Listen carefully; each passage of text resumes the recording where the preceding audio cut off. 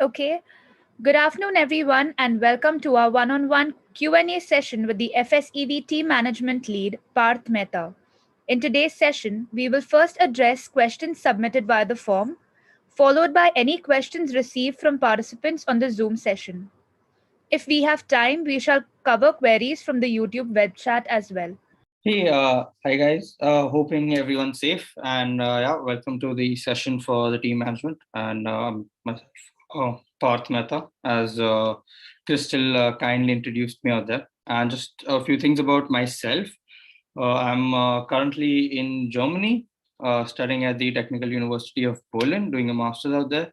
And in parallel to that, I was working with the team from TU Berlin, that is FastTube, where I was just working on cost and manufacturing report out there, as well as certain operations tasks with respect to management aspects.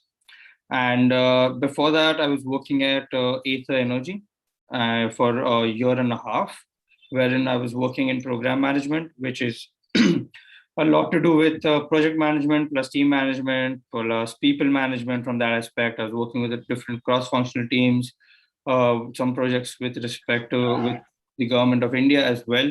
So overall, got a good hands-on experience with interacting with people and a lot of costing, budgeting, etc. And prior to that, I did my bachelor's in mechanical from the KG Somaiya College of Engineering, and I was a part of Oran Racing India at that time. I was the team captain when we won Formula Bharat in 2018, and also a participant while I was at Formula Student India 2016. And during this time, I visited a few international competitions as well. Lastly, about how long have I been with Formula Bharat? Since 2019, and I've been in both the parts of it, the FSEV as well as the Formula Bharat part, where in FSEV, I started with judging for procurement, then team management, and now, as you all know, for team management, I'm currently leading the judging group. And with respect to Formula Bharat, I was document reviewer and organizer, and before I worked for a bit of marketing and sponsorships. That's a profile photo of me working hands-on at the competition. So we'll start off now with the questions that was submitted through the online form. And we just have not really clubbed them, but there are similar questions. So I'll answer as many as possible and that can address everything. And Yes, Parth, just give me a second. I'll share the questions on the screen. Sure. What we'll actually do is we'll start with one question and the other, and at the end, just give a confirmation if he or she is in the chat and is okay with or finds the answer to be satisfactory as well, right? And I will focus more on the report as well as team management questions. So it's not only the report, you can ask doubts with respect to team management in general as well. But let's start off with Rohan's question of that, right? Which are the main points or parameters we are focusing on? And also, can we put videos of each point in the appendix or only photos, etc.? So, I think the rubric has already been shared. So every single point has its own weightage, and I will not dive into details that are documented and uploaded. But with respect to videos or images, yes, for videos, you can probably attach them into a, I don't know, Dropbox or shared file, so add a link to it in the appendix if you wish to. And I would say keep the videos short because there are a lot of documents to review as well. And with respect to images or other documents, anything that is a supporting material that helps explain your report better, you can add all of that in the appendix in the form of links or in the form of, I don't know, images or other documents. But I would say try to keep the videos as short as possible. So, yeah. Rohan, are you? Yeah. Yes, sir. Thank you, sir. Okay, cool, no problem.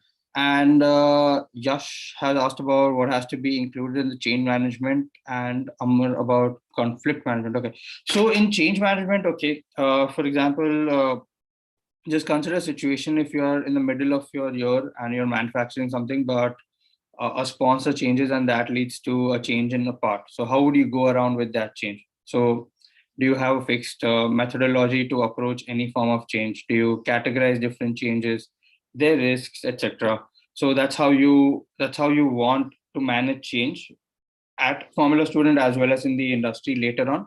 So you maybe want to include a fixed process that you have in your team to analyze every single change, to analyze the risks associated, and how do you all derive the actions that go ahead with it.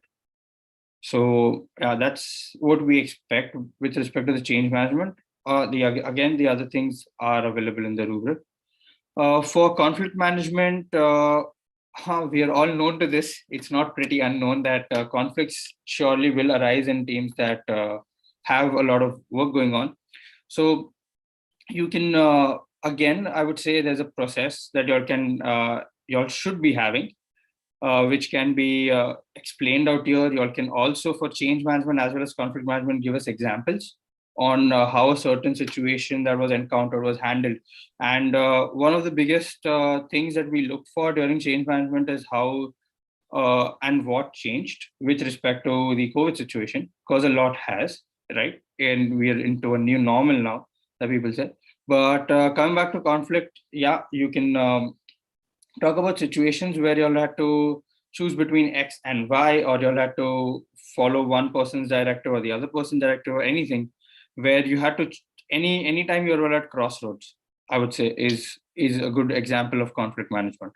So you can show us how you'll tackle those things, right? So Yash and Amar, sounds fair? Yes, sir. Okay, cool. Yeah, one more thing, it's okay if you all do not refer to me as so, please, right? So that would be very good. And okay, next question, what factors do we consider in the management report, I presume? And I think that is pretty much given in the rules as well as in the rubric. So not going to dive into that, I would instead share the link to the website. That's all I would do. So you can have a look out there. And Yash asks, what exactly do we mention in budget and expenses, the process of calculation or the actual cost? I'd say both. With respect to budget management, I would say mention about how do you arrive at a budget, right? How do you review your previous year budgets? What went well, what went bad? And more importantly, when I'm talking about these things, it's not only for the report. It's about actually implementing these in the workshop or in your offices. So do keep that in mind as well. And with respect to Indian teams, budget is a very, very big factor in how successful the teams are.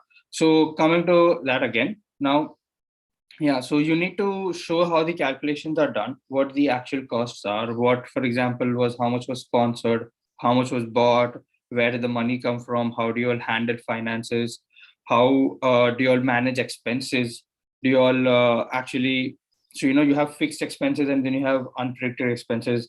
Is there a different process that you have? Do you have approvals for making expenses out of the budget that you're pre-assigned, or those kind of things? So every single thing that every single time you have spent a rupee from your team, how did it all come together? Where did it come from? Where was it spent? And how did you all justify that kind of an expense?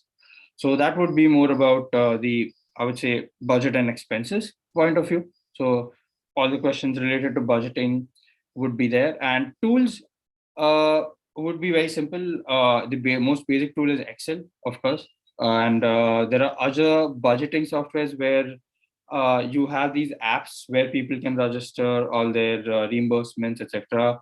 There are team management apps, say something like Podio or Microsoft Teams, which have ticketing softwares inbuilt, or ticketing systems where you can actually then build receipts and something. But yeah, if you have something of that sort, you can show it to us. You can give us screenshots from your desktop or something in the appendix. But it would be a nice thing to see a process or something that you follow to actually carry out the entire budgeting and expenses point of tasks.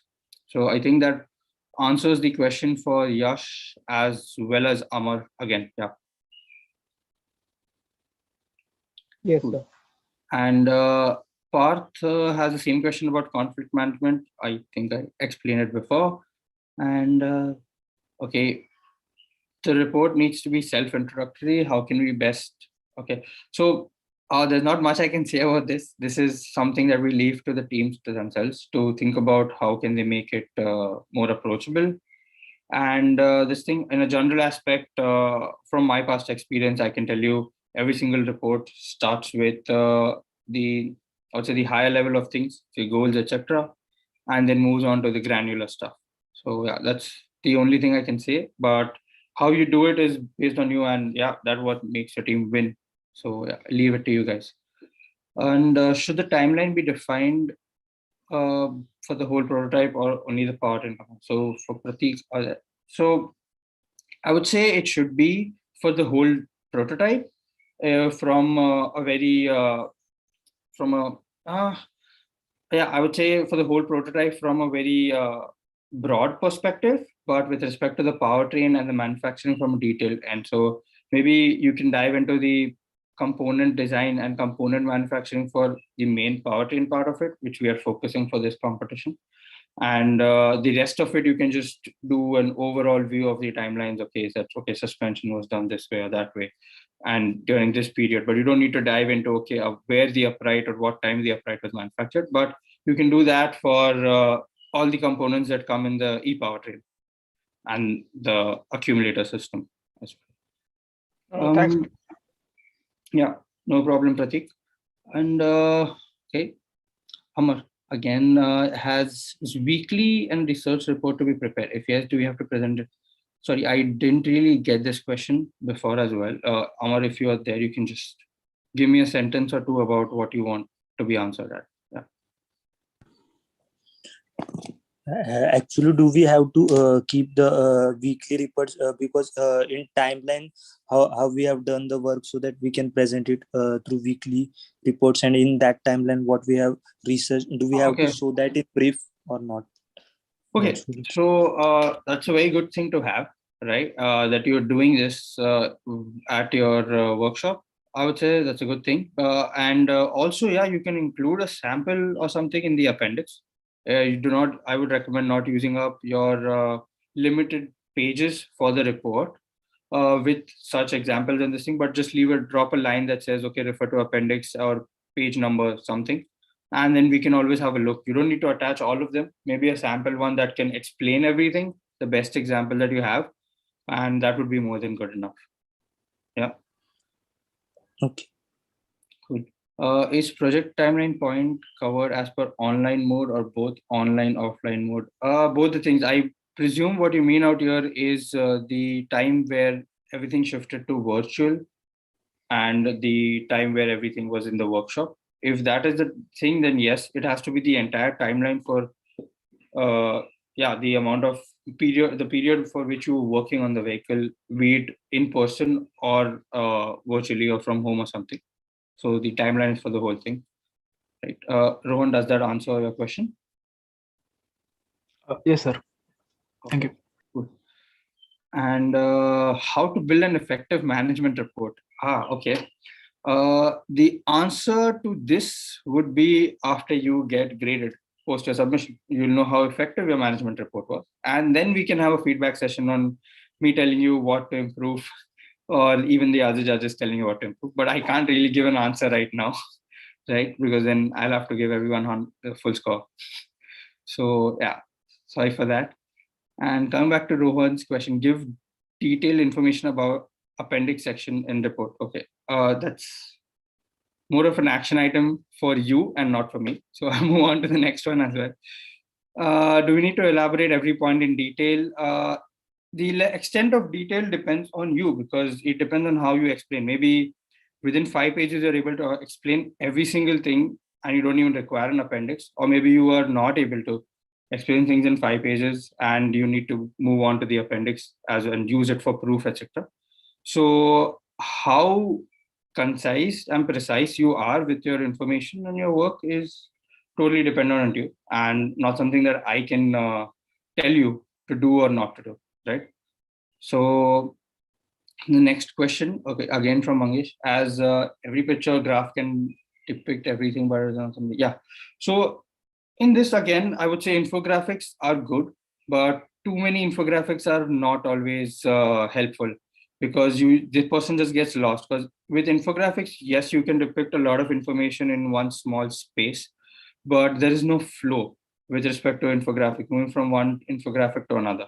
So I would say use a mix of both of graphs or any other clip art or whatever you want to, or pictures, and also have text around those so that we get to know, okay, what to look at next, right? There's one thing you always want to do in any report or any judging event is direct the judge towards what you want, because you need to lead them to something that makes you win or makes you stand out with respect to the others. So have a mixture of both, and also you can always use the appendix for more information, and this is also why we have a Q&A session and feedback session for the judging after we get your submissions as well, so that in case something is unclear to the examiners, we will ask you during that round, and it helps us to give you a better grade, because now we have greater understanding of what you wanted to present, right? And lastly, there's a question by Yash about, oh sorry, Mangesh, was that sufficient for both the questions that you asked? If you're in the chat, you can let us know. Okay. He's not here. Okay, good. And last question from Yash now, with respect to reimbursement protocol that I've mentioned, reimbursement to student or sponsor. It depends on what you have. Do you have a reimbursement for the student as well as a sponsor? If you have both, you show both. If you have one of them, show the one which you have. And if you have neither, then yeah, it's still fine with us. That's not an issue. So show us what you have, right? I would still tell, overall, I would recommend teams to stick to what they have. Do not try to surface, new processes or systems in your team just to show it into the report, because to a certain extent we do get to know that as well when things don't link with one another and conflict one another from page 2 to page 4 or something. So just try to show the process or the logic or the reasoning behind what you are doing, and that should be more than sufficient to get a good score at the team management report, because it's more about the management philosophy that you follow, as well as what you're actually able to put into action, not only what you're able to produce on a piece of paper, right? Because that is what team management is at the end of the day. It's not just about the report. So yeah. And I think we're done. Crystal, do we have questions in the chat or YouTube? Yes, just give me a second. Yeah, sure. We don't have anything on YouTube, but in the meanwhile, if there are any participants over here who'd like to ask a question, you can raise your hand and Crystal will call your name up.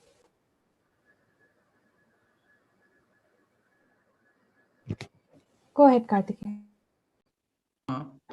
Hello, Parth. My question is regarding the examples or some case studies that which we would like to present in the document.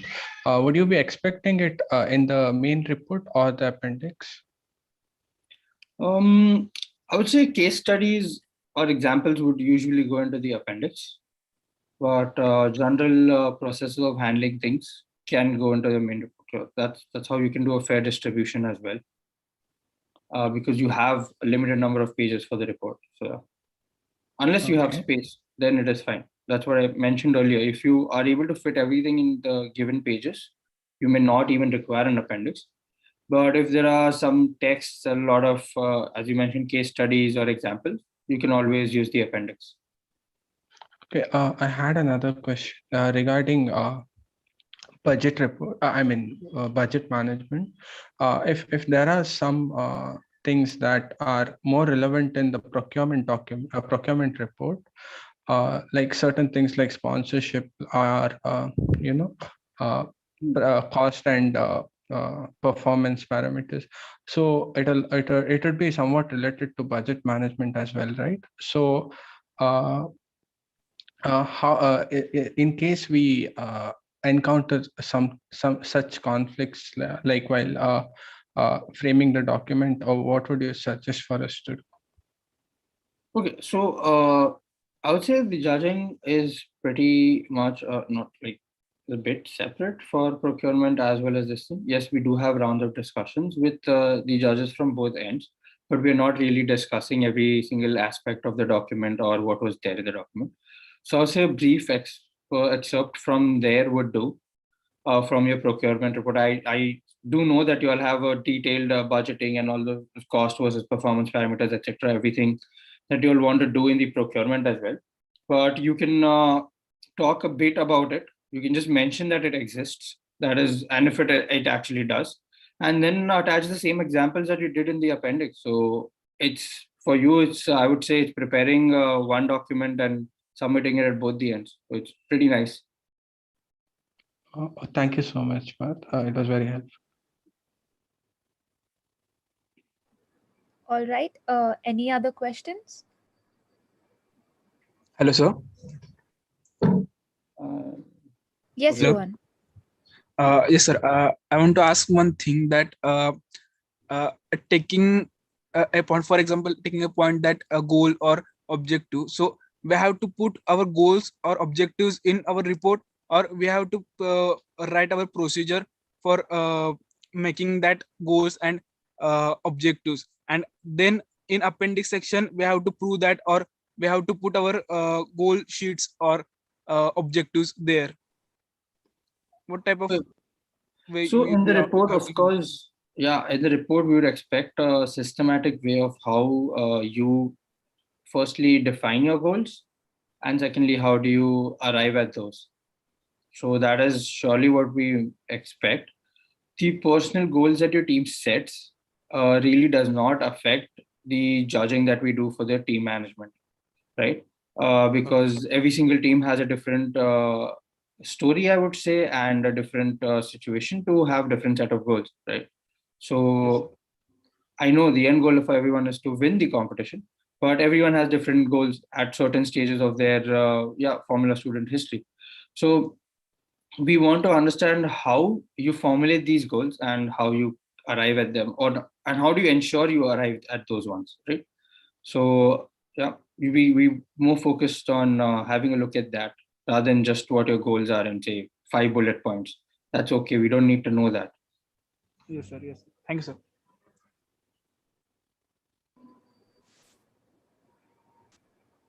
Kritin, did you have a query? Yes. Good afternoon. Good evening to everyone. I had a quick question on the project timeline. I understand that you clarified the part where we have to give it only for the full car or only for the EV powertrain system.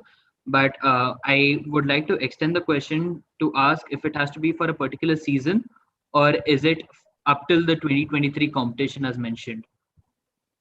Like, do we explain how we function every season, or is it just till that time period? I would say, see, the idea of the concept challenge that we're doing is to be at an event in 2023, correct?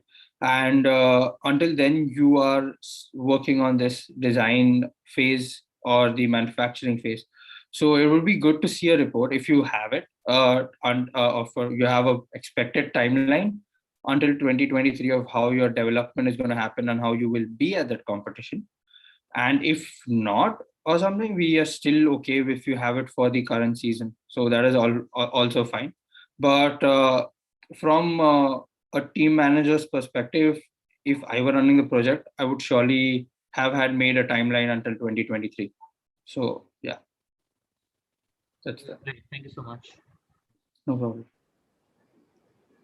Parth, there's a question from Saurabh. He asks, in budget management, is it expected to prove it with actual budget sheets, or a general team process and strategy will be acceptable? Yeah, so let's split the question into two parts: the strategy and process report, the actual sheets, appendix.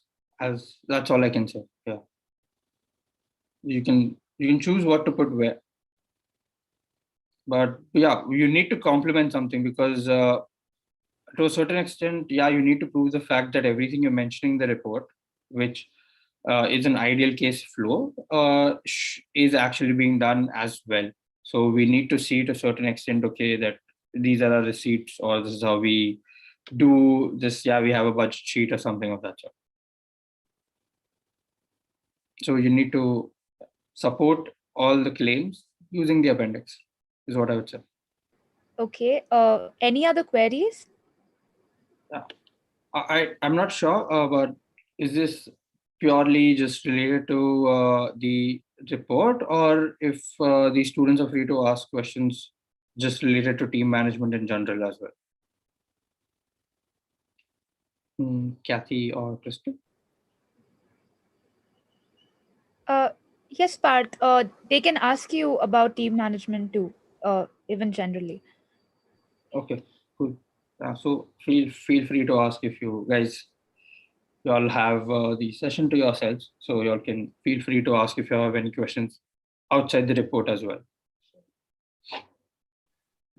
Sir, I just had a follow-up question regarding the PDR and team management report. So, since these two reports are so similar to each other in some ways, there would be a lot of content that overlaps in both of the documents. So, is it fine to have that, or is it something that may be disadvantageous while grading? It is totally okay to have that. As I mentioned earlier, the judges are pretty much separate. The judging groups are quite separate. When we discuss, we've just discussed a team in general. We will not be discussing any of the details of their documents or something. So it's much better if you put it on both the documents if you can, so that you want to complete the entire story that you're saying through both your reports, right? Rather than shuffling between one report. So you do not want the team management guy to ask the cost report person, procurement guy to okay, share this part of this thing or something. So you want to complete the story within those reports itself. So even if there are things that have to be mentioned in both, it is totally fine, because you're being scored and judged individually and not for the reports together as a package. So There are no questions on YouTube. So, Crystal, I guess if there are no other questions, we could probably end today's session. Yes, there's one question that's coming from Saurabh again. He says, in this tough conditions, what would you suggest to keep teams' motive high? okay, that's a very relevant and good question. Thanks for asking that. Firstly, right. And second thing, I would say is the first thing. One of the things you can do is there are a lot of online tools to build your team, and this actually gives us a good opportunity to build our teams from strength to strength. You actually can identify the key players that are there in your team, who somewhat you can say will stand through all of this. And what I would say is focus more towards team building activities. Do small, I don't know, play online games or something of that sort. Try meeting up. The other thing you can do is you volunteer together. There are a lot of volunteer options open. So as a team, you do everything else except for, because you're restricted to work on the car. So you work on other things, and then you have this how do you call, this affinity with your team members is what you will develop, and that just simply keeps you motivated to look back to working together on the car, because working on the car itself is a pretty big motivation, but how to keep that alive is just you want to stick together more as a group and ensure that, because if you I would say to a certain, this is what I personally have seen, is that the teams that stick together through these, I would say 18 months or 24 months that we have had in the past, plus a few more to come, right? Those are the ones that are actually, surely their results will clearly show that they made progress through the COVID pandemic, rather than just sitting back and just giving up on stuff. So try to stick together with activities except for building the car, but ensure you have a lot of interaction with one another, talk it out or something, and just stick together. The motivation to build the car will be there once you're back in the workshop or once your college reopens. But all you need to do is stick as a group right now. That's it. Okay. There's another question from Chinmay. He asks, in role distribution, only a hierarchy tree is expected or any other things? It depends on how your team is structured. If you have an hierarchy structure, then yeah, okay. But if you have a flat structure, then that. But yeah, you can more and all mention the roles and the responsibilities that come, rather than just mentioning, okay, you have one head and then two sub departments under that head, etc. But it's important to know what the responsibilities are for each individual as well.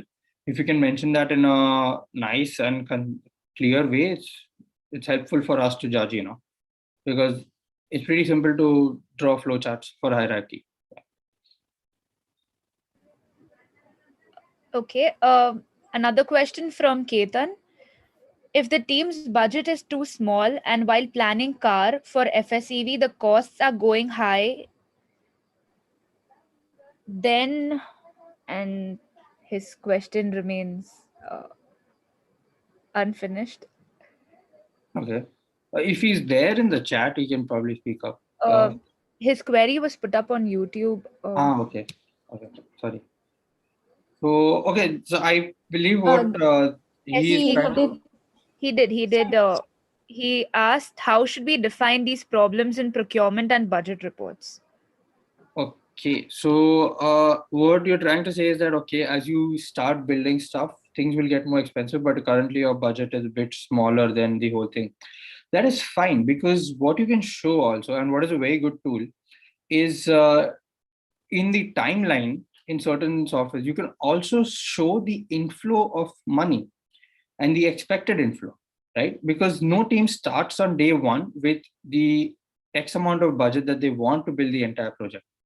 Money comes in over a period of time, and it takes months to sometimes close sponsorships. Sometimes it takes days or something. So you can always show that, okay, this day zero, we started off with this much money, and you plan for that, and you can show that, okay, this is the expected income over this period.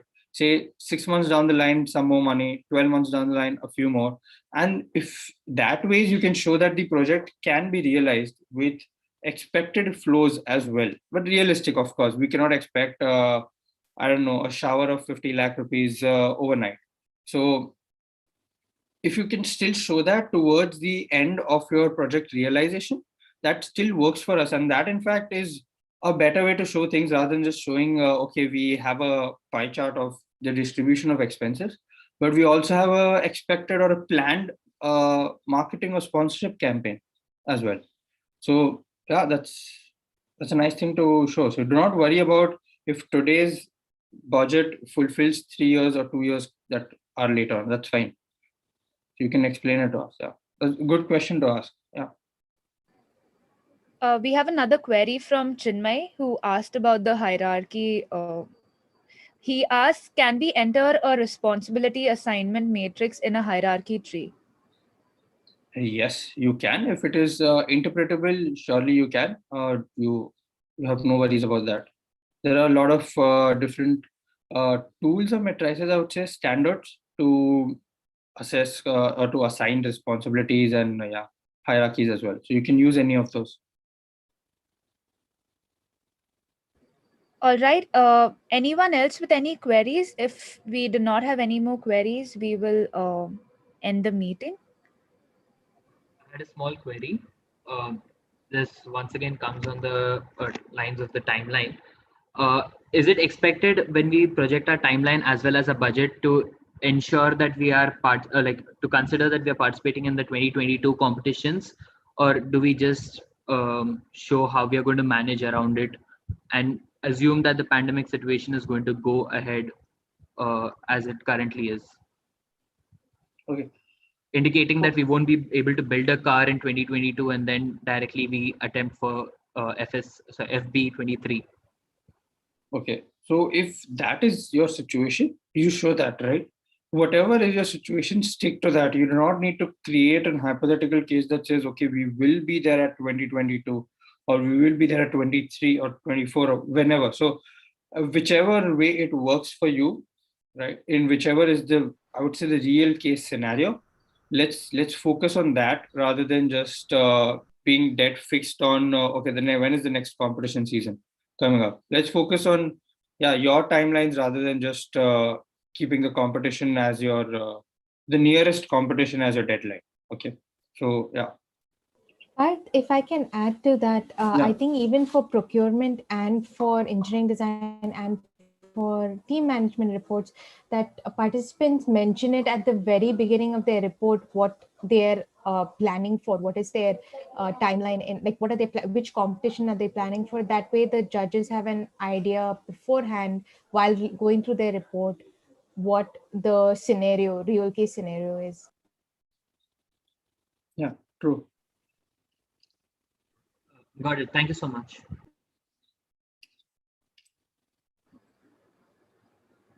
All right.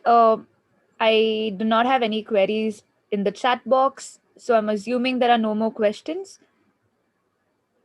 Any further questions? One last time. Okay. I think there are no more questions, so we will end this session. Parth, thanks a lot for making the time to do this session, and thanks to all our participants who have logged in via Zoom and the Formula Bharat YouTube channel. Have a great evening. Yeah. Thank you, guys.